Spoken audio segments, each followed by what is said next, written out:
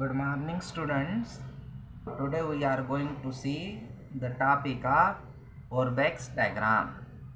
Orbeck's diagram is a plot of redox potential as a function of pH for a different species of the element.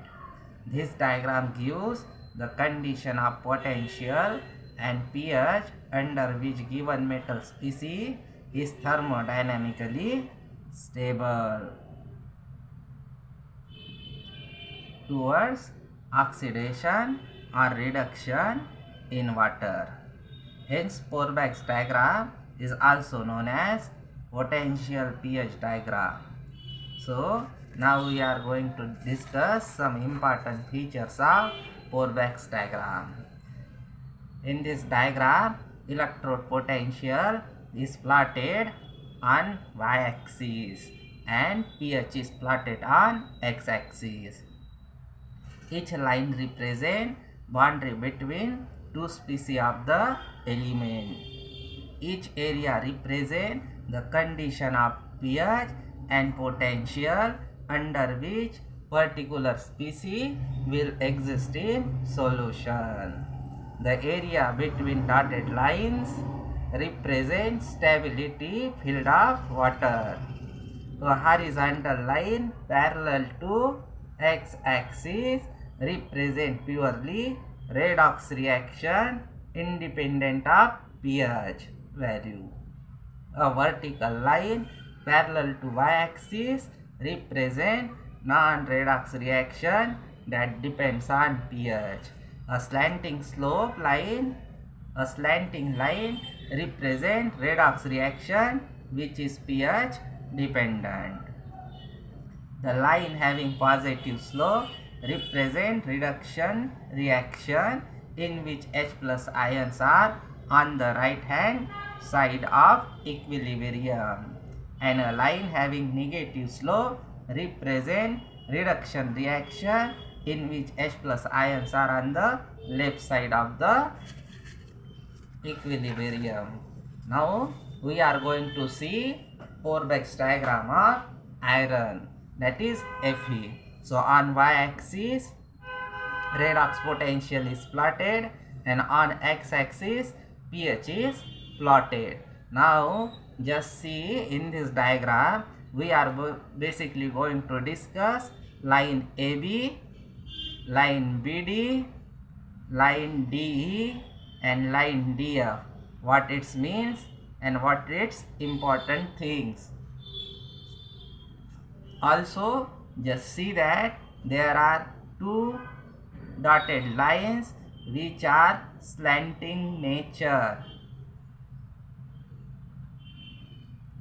There are two dotted lines which are parallel to your y-axis. So now what line AB indicates, what information AB gives. So under the line Fe there is Fe3 plus is written. What it means? Line AB is basically parallel to your pH line nearly about up to the pH 2.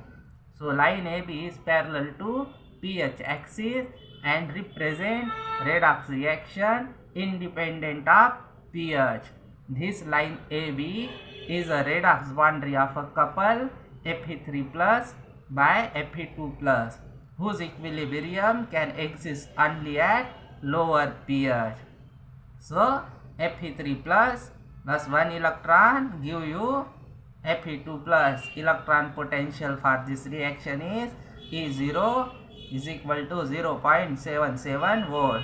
As reaction does not involve H plus ion, the redox potential is independent of pH. Now just see the line BC.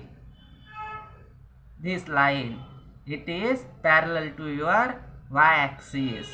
So this line represent a non-redox reaction, that is Fe3 plus thrice H2O give you FeOH3 by FeOH by 3, which is solid, and 3H plus. this is basically a non-redox reaction because oxidation state of Fe does not change. So in this, iron is present in 3 plus, while in this case also your iron is present in 3 plus oxidation state. So it is a non-redox reaction basically. Only hydrolysis of Fe3 plus ion take place.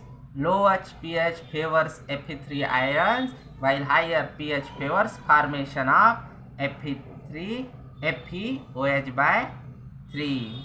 Now line BD, just see this line BD. From this line BD, if we calculate slope of this line, it comes as a negative.